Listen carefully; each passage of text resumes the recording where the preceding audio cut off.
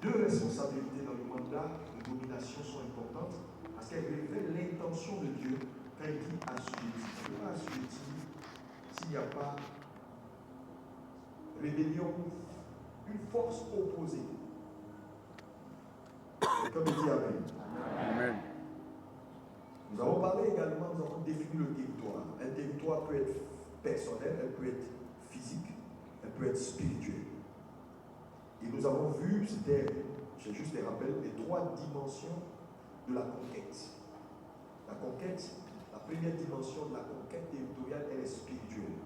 C'est la base. Parce que les réalités spirituelles précèdent les réalités physiques. Hébreux 11:3. Quand Dieu envoie donc Israël à conquérir Jéricho, ils ne vont pas tout de suite à Jéricho. Ils rencontrent Josué et dit Josué, vois, je te livre. Donc il y a un acte spirituel d'abord qui précède l'acte physique. Mais même quand ils arrivent autour de Jéricho, Dieu leur donne des instructions spirituelles. Ils ne font pas, mais ils arrivent à posséder Jéricho. Donc le spirituel conditionne le naturel. Voilà pourquoi cette première dimension, elle est essentielle. La deuxième dimension, c'est juste les rappels. La conquête de la conquête, c'est la dimension qui est personnelle. Quand je parle de dimension personnelle, la conquête, ça veut dire tu ne peux pas conquérir pour Dieu si Dieu ne t'a pas d'abord toi-même conquis. D'où l'importance de laisser Dieu te gagner toi d'abord. Donc ton premier territoire à conquérir, c'est toi. Tu ne retournes pas dans ta localité en disant ah on a dit de conquérir, où sont les terrains, où est-ce que non. Deviens la meilleure version de toi-même d'abord. Parce que ce que tu n'es pas devenu, tu ne peux pas l'avoir. Donc devenir est supérieur à avoir. Dis ça à ton voisin. Trop de pasteurs veulent devenir. C'est pourquoi il y a beaucoup de drames dans l'église. Parce qu'ils viennent voir, ah mais tous ces grands pasteurs ont des grosses voitures. Et comment ils font? Ils trouvent là. Donc tout de suite le monsieur est dans une convoitise. Mon ami, s'ils s'enlèvent leur chemise, tu vois les traces qu'ils ont derrière. On dit le poulet, quand il court, tu ne vois pas sa sueur, mais il transpire. Dans la vie, c'est facile de convoiter les fruits. De regarder et de dire, Dieu l'a béni. Non, il y a toujours un parcours, un processus derrière une réussite. Quand vous ne trouvez pas un parcours derrière une réussite, c'est du faux. Amen. Écoutez-moi, si quelqu'un doit à côté de toi, tu le gifles et puis tu dis le bishop a dit de te gifler. Parce qu'on ne veut pas dormir à l'église. Il y a des gens, Satan ne veut pas qu'ils réussissent. Donc quand on dit des choses importantes, le climatiseur là, vraiment, c'est pas bon. Donc, assois-toi comme un militaire, pas comme ça. Voilà. C'est important. Ce volet personnel dans la conquête, elle est essentielle. Devenez meilleur. Dis à ton voisin, deviens meilleur. Je n'ai pas envie de dire certaines choses parce que je suis en train de juste rappeler. Donc, je veux revenir à mon message. Et la troisième dimension de la conquête, elle est commissionnaire. Jésus a dit, allez faire de toutes les nations des disciples. Paul dit, ça sert à quoi pour moi de gagner le monde si moi-même je suis rejeté? Alléluia. Tu es un pasteur, deviens un bon pasteur. Arrête d'être un bon pasteur. Quand on t'approche, on doit sentir Jésus. Amen. On ne doit pas sentir un gars bizarre.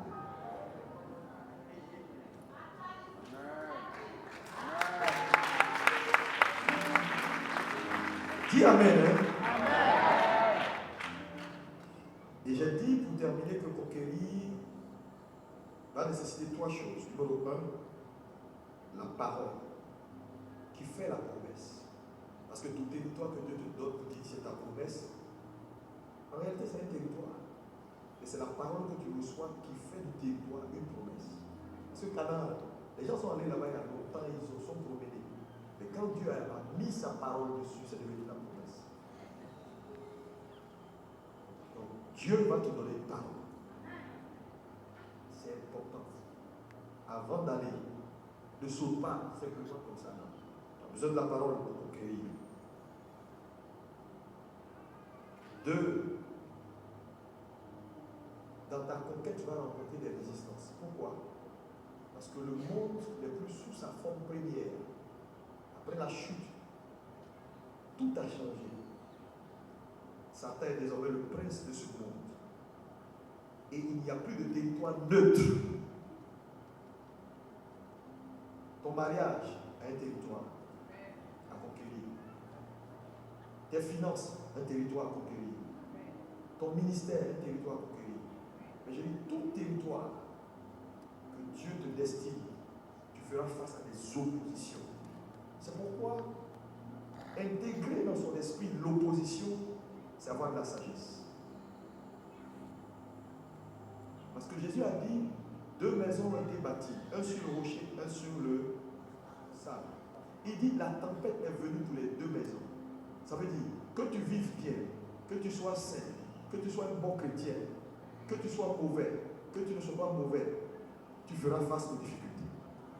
Donc ce n'est pas ta sainteté qui va t'exempter de difficultés, mais ta sainteté et ton engagement va te donner les bases nécessaires pour faire face et vaincre l'adversité. Amen. C'est pourquoi prier pour être exempté des difficultés est une fausse prière. Parce qu'on ne peut pas prier pour dire Seigneur, épargne-moi les difficultés. Ça n'existe pas. Les difficultés viendront. Il dit la tempête viendra. Il n'a pas dit si elle vient. Elle viendra. Parce que le monde n'est plus neutre depuis la chute. Est-ce que quelqu'un peut me dire Amen? Amen. Et j'ai terminé pour dire que la conquête a toujours un prix. Ce matin, je vais continuer et je vais parler de ce que j'appelle conquérir par le principe de l'échange. Il faut bien m'écouter. Que Dieu m'aide, parce que l'orateur qui arrive à prendre la parole est à 11h. On va lire Matthieu 25, verset 9. Ne vous levez pas, c'est bon. Lire, quelqu'un me dit ça. Matthieu 25, verset 9. Oui. Les sages répondirent. Non. Il n'y en aurait pas assez pour nous et pour vous. Allez plutôt chez ceux qui en vendent et achetez-en pour vous. Vous connaissez l'histoire, c'est l'histoire des 10 vierges. Il y avait 5 folles, 5 sages. Elles sont allées à la rencontre de l'époux et à un moment donné, l'huile manquait sur les 5 folles. Elles sont allées voir les sages et disent donnez-moi un peu d'huile. Non, on n'en a pas assez pour nous. Allez acheter l'huile chez ceux qui en vendent. Ici, on parle de transaction. Tout le monde dit quoi? Transaction. Transaction. Retenez ceci, c'est important. Je suis en train de produire. Avancer dans la vie et conquérir les territoires, surtout les territoires de votre destinée, va nécessiter que vous compreniez ce qu'on appelle le principe de l'échange. Trop de chrétiens ne comprennent pas le principe de l'échange. La vie est basée sur le principe de l'échange. Dieu nous a aimés, il a donné. Il dit donnez et il vous sera donné. Est-ce qu'on peut répéter ensemble? Donnez et il vous sera donné. Il ne faut pas voir seulement l'argent. Non. Donner, ce n'est pas forcément l'argent. On peut donner des valeurs. Donnez et il vous sera donné. Donc vous voyez que même la vie tient sur la loi de l'échange. Je vis parce que j'expire et j'expire. Je vis parce que j'expire, donc je libère le CO2 qui sert aux plantes pour leur survie. Et j'expire parce que les plantes ayant reçu mon CO2 me donnent de l'oxygène pour que je vive. Donc là où la loi de l'échange n'est pas comprise, la mort intervient systématiquement. Quand tu vas dans une morgue, tu vois un mort qui est couché. Ce principe n'est plus actif dans sa vie. Il ne reçoit plus simplement parce qu'il ne peut plus donner. Donc la mort intervient quand on ne peut plus rien lui donner. Parce que c'est le donner qui active le recevoir. Donc la vie tient sur ce principe. Et quand vous êtes des hommes de Dieu, il vous faut de la sagesse pour comprendre le principe. Parce que même Jésus a été utilisé comme une monnaie d'échange pour notre salut. Dieu a tant aimé le monde qu'il a pris son Fils et il a activé la loi de l'échange pour nous avoir. C'est peut-être trop compliqué tout ce que je suis en train de dire, je sais pas. Ça va? Amen. Ok. Donc, réussir, conquérir, ne va pas seulement nécessiter de la bataille. Tu vas arriver sur des territoires où ce ne sera pas par la bacoriaga, je casse votre tête, je prends. Non, ce ne sera pas ça. Ce sera de la transaction qu'on va te demander. Donc, il y a des transactions qui vont s'imposer à toi pour la conquête de certains territoires. C'est-à-dire, tu vas arriver, ce ne sera pas par là. Ce sera juste négociation. Qu'est-ce que tu offres au prendre? Si tu n'as rien à offrir, ton combat sera inutile. Donc le combat a une limite.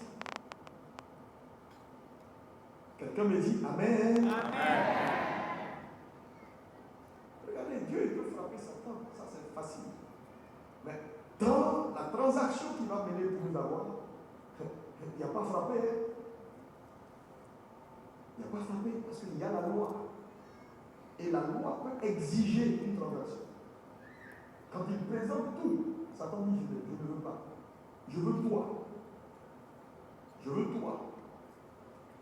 Parce qu'il n'y a pas un sang inférieur qui peut racheter un sang, c'est-à-dire une entité supérieure. Tu les as fait à ton image. Donc aucun ange ne peut prendre leur place. C'est toi seul qui peux prendre leur place. Mais il réclame Dieu lui-même pour rendre l'homme. Mais ce qu'il ne savait pas, vous savez, Satan, il manque toujours d'une connaissance. C'est que Dieu a la capacité de donner sa vie et de la reprendre lui-même. Amen. Voilà le piège de Satan.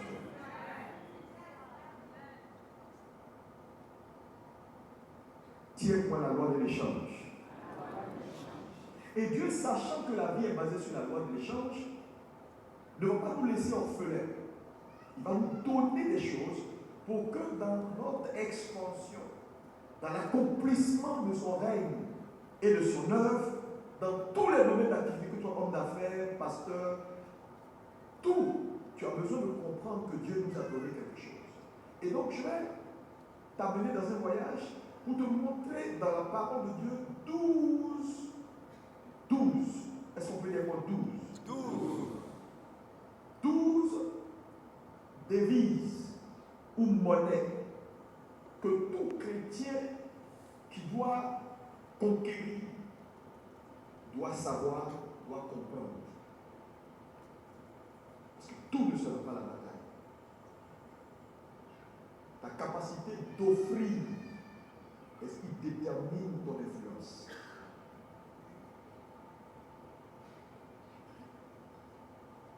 Dis à ton voisin, aucun territoire ne souffre simplement. À cause d'un titre, à cause d'une position. Les territoires souffrent à cause de la valeur que vous apportez. La vie va vous demander des choses. Vous êtes pasteur, vous êtes frère, vous êtes tout. Parce que vous savez, souvent, notre incapacité de nous métamorphoser et de comprendre que dans l'accomplissement de la volonté de Dieu, nous sommes un peu comme la pièce maîtresse. Tu es la pièce maîtresse. Vous voyez? C'est pourquoi j'aime dire ceci. On ne poursuit pas la bénédiction. On l'attire par la qualité de personne qu'on devient dans la vie. Amen. C'est important. Il y a des grâces. Qu'importe tes combats, jeûner jusqu'à dormir à 4 heures, tout ça, tu sens en train de perdre le temps et de fragiliser ta vie. Il y a un niveau que tu vas atteindre. Parce que Dieu a fait la vie de telle sorte que à chaque niveau correspond naturellement des grâces. Donc, niveau 1, il y a des grâces basiques qui sont là. Tu ne peux pas convoiter les grâces du niveau 5 si tu ne fais pas mouvement vers le niveau 5. Tu peux être au niveau ici, là. C'est comme quelqu'un qui, un exemple, quelqu'un qui a le CEP. Il n'a rien foutu dans sa vie pendant que les autres allaient à l'école, lui s'amusait. Il joue avec son ministère. Il est là, il enseigne les femmes du groupe musical. Il est là, il fait n'importe quoi. Et puis, il veut voir la gloire de Dieu. Dieu le regarde. Parce que Dieu, on ne l'achète pas. Dieu fait une confiance. En réalité, toutes les bénédictions que Dieu nous donne, ou nous présente, ce n'est pas ça l'objectif. Dieu te présente des bénédictions comme à part, et ce qu'il vise, c'est ta transformation.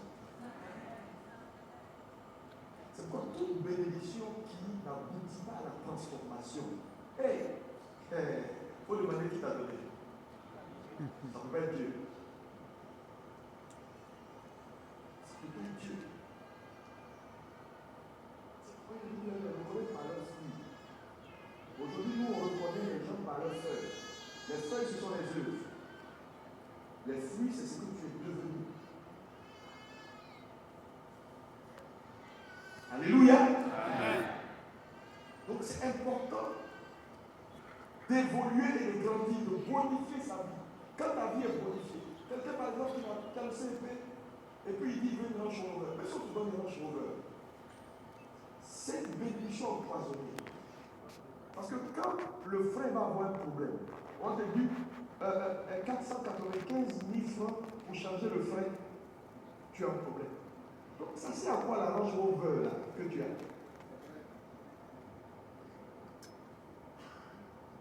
C'est-à-dire l'entretien, ce vidange, 65 000. Toi tu luttes pour avoir 1000 francs pour manger. Ça veut dire que tu as une roche, mais tu n'as pas le niveau. Ta vie n'est pas montée au niveau de ce que tu cherches. Amen. Un frère, je dis bon, je t'achète un billet en business class. Il se retrouve en business class avec les ministres, avec les gens bien. Et puis maintenant il dit, moi maintenant je voyage en business class. Non, tu n'es pas encore arrivé au niveau. On t'a envoyé pour voir. Est-ce que ta vie peut soutenir le niveau là? Parce que quand un France va te dire un billet, Abidjan Paris, 7 millions. Tu as dit, mais ils exagèrent, ça c'est la haine des terrains, ça.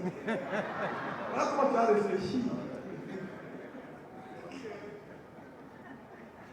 Alléluia. Donc, plus tu te bonifies, quand tu arrives là, il y a des bénédictions ici là qui sont acquises. Et il y a d'autres grâces qui viennent s'ajouter à toi parce qu'elles sont à ce niveau. Donc si tu ne grandis pas pour atteindre le niveau là, même si tu les appelles, ils ne vont pas descendre vers ton niveau. C'est toi qui vas vers eux. Ensuite, il y a d'autres bénédictions qui sont devant. Tu dois te modifier, grandir, te construire pour y arriver. À un moment donné, pour toi, une voiture est une bénédiction. Mais il y a des gens, ce n'est plus une bénédiction. Une voiture, c'est rien du tout. Il a 10 même, ça passe. C'est rien. Pour toi, une maison, oh, si j'ai un petit terrain à Abidjan, je construis mes 2 chambres salon, j'ai la petite Saint-Esprit, oh, il y a le gars, il est assis à côté de toi, il dit, ce gars-là, il a oublié la ligne du ciel. Tu veux une chambre salon, quelque part, il va se débrouiller. Pour que la ligne soit libre, parce que nous, on parle des milliards, comment conquérir le monde. Ouais, donc, les grâces sont par niveau. Que Dieu change ton niveau. Qu'il te change. C'est pourquoi beaucoup de gens ne s'en sortent pas. Et ils se posent la question, pourquoi je prie, je parle là, je prie, il m'a dit non, c'est pas ça d'abord. J'ai dit, ce que tu n'es pas devenu, tu ne l'auras jamais. Tu vas porter baisse, tu vas ressembler aux gens qui ont l'argent. En réalité, c'est quelqu'un qui est en veste. Lui seul, il sait.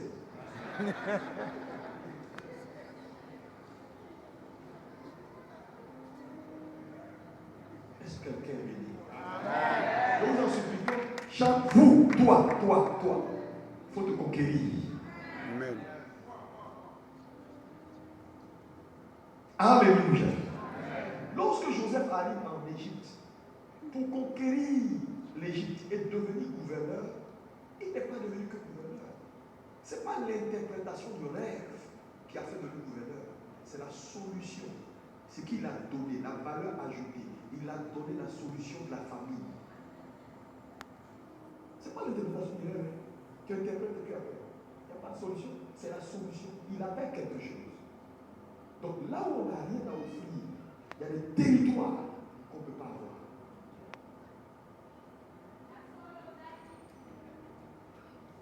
Tu disparais, est-ce que les gens vont penser à toi? Tu vas manquer à qui? Oui, ta vie est limitée. Il y a combien de gens à toi qui le donne de l'utilité à la vie. Quand on dit donne de l'utilité à la vie. La vie est basée sur la loi de l'échange. Dis-lui ça. La loi de l'échange. C'est pourquoi il faut apprendre à servir avant de diriger. Et les gens veulent diriger sans servir. Apprends à servir. Qu'importe le niveau que Dieu te donne, c'est toujours le supérieur qui bénit l'inférieur. Soumets-toi, sers. Ne cherche pas tout de suite la position. C'est une position sans structure est vide. Je n'ai pas vu des gens qui ont des positions qui disent rien après ça et que toute l'entreprise continue un petit gars qui est là un coin pour faire le boulot. Vous êtes assis dans l'église, vous avez votre utilité. Principe de l'échange. C'est le principe qui vous permet de conquérir.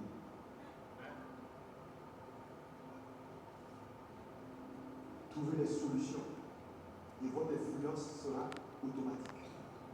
Vous savez, avoir de l'influence, ce n'est pas parler à la prière. L'influence est liée à ta capacité à satisfaire, à offrir, à donner aux gens ce qu'ils cherchent. Quand tu leur donnes ce qu'ils cherchent, ils vont t'ouvrir leur territoire. Je te dis la vérité, même les païens de Noël, s'ils ne sont pas, beaucoup de païens ne nous suivent pas encore, c'est parce qu'ils ne trouvent pas encore leur compte dans ce qu'on fait. On a vérité. On est encore pas là-bas. Oh, il y a ma papa, il y a ma souki, papa dit, les gens viennent à l'église. C'est-à-dire que si moi je n'étais pas chrétien, et puis je viens dans une église, les églises évangéliques, je ne sais pas si j'allais me convertir. Parce que le spectacle, souvent qu'on voit dans l'église, peut faire perdre la foi. Pourquoi servir le plus grand, le plus puissant, et avoir cette apparence de mendiants, de gens bizarres? Quelque part, c'est pas bon. Un éléphanteau, c'est l'enfant de qui? L'éléphant. Est-ce que tu as besoin de jeûner et prier pour qu'un éléphanteau te grossisse?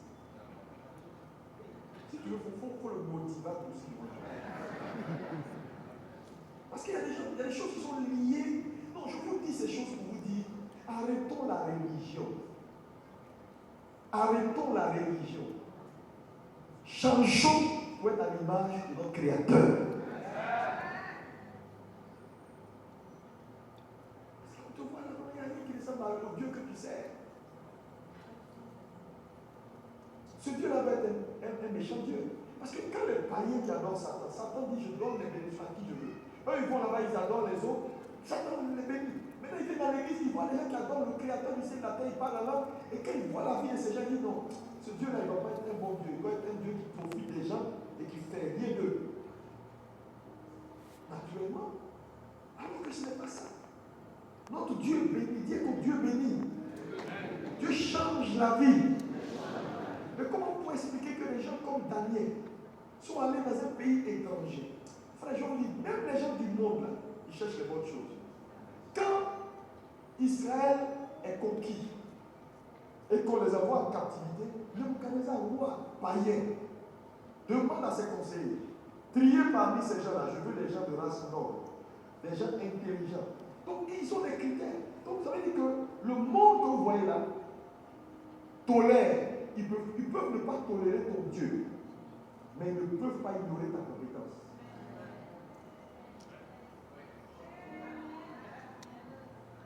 Le problème de l'église, c'est ça. Oh, ce n'est pas. Ce n'est pas. Non, les gars, ils disent, donnez, je veux des gens. Ils ont choisi des nobles, des gens nobles, des gens bien éduqués.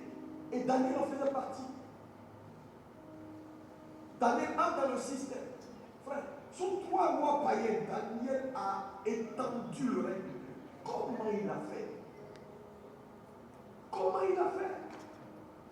Joseph n'est pas devenu gouverneur d'Égypte, il est devenu gouverneur. L'Égypte, là, c'est une société mystique, magique. Ça veut dire que c'est une société anti-Dieu.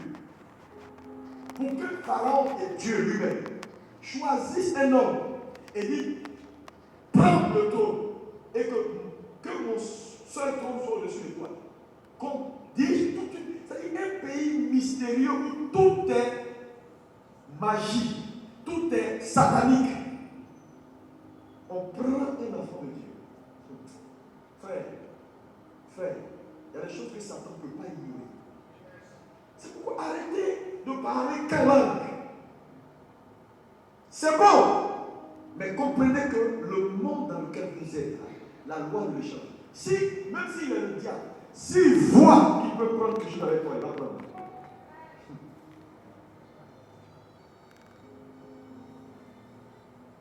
Qu'est-ce que tu as offert? Tu peux devenir premier ministre de Côte d'Ivoire. Oui. Tu te dis, si tu as ce qu'il faut pour donner, les gens vont aller te chercher. Même si tu es pasteur.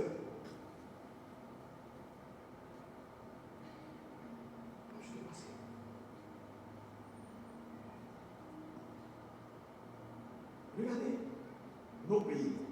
Nos pays sont en réalité un pays est juste un territoire. Mais en réalité, les vrais pôles à posséder, ce sont les sphères d'influence. L'économie, l'éducation, la mode, ou encore citez-moi, la justice, la culture, toutes ces choses. C'est eux qui font un pays. Regardez aujourd'hui, nos enfants subissent. Parce qu'on n'a aucun chrétien à l'Assemblée nationale qui peut influencer les lois pour que les lois n'aillent pas contre nos valeurs chrétiennes. On est assis dans l'église, on parle avant son. On est dans les nations. Les médias, les modes, ils nous imposent des modes qui sortent de l'enfer. Et il y a combien de chrétiens dans la mode pour que Dieu inspire des modèles du royaume?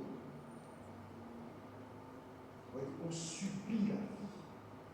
On subit la vie. À quel moment on va renverser la tendance? Je veux que tu réfléchisses ce matin.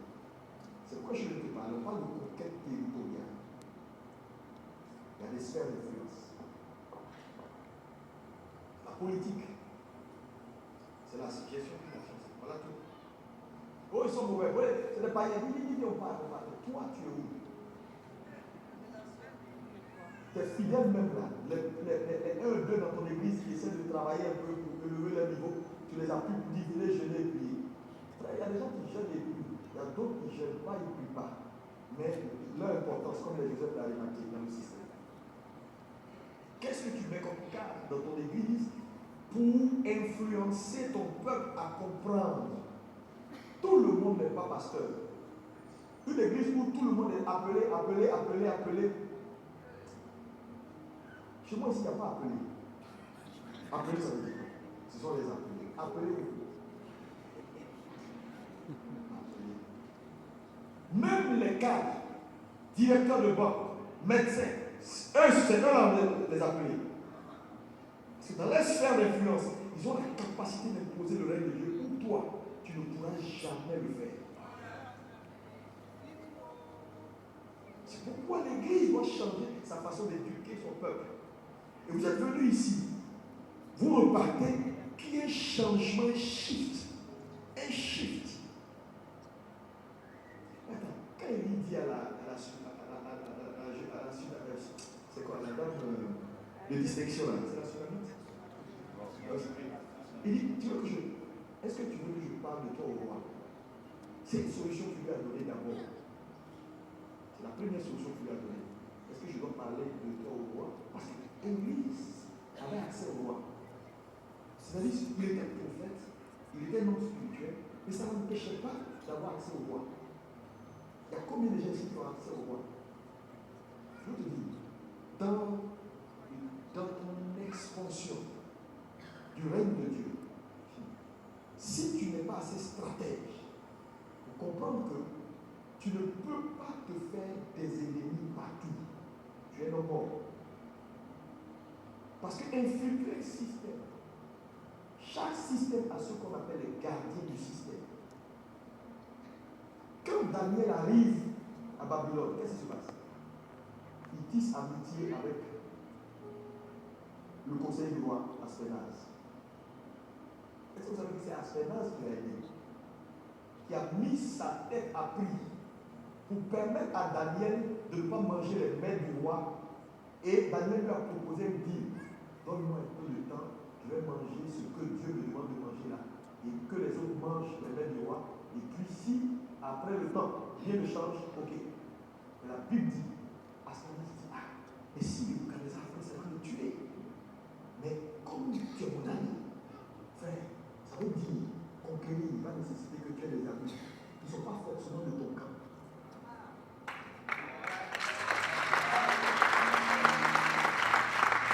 Si vous croyez que tout votre succès va venir des frères qui sont à l'église, vous vous trompez et vous trompez absolument.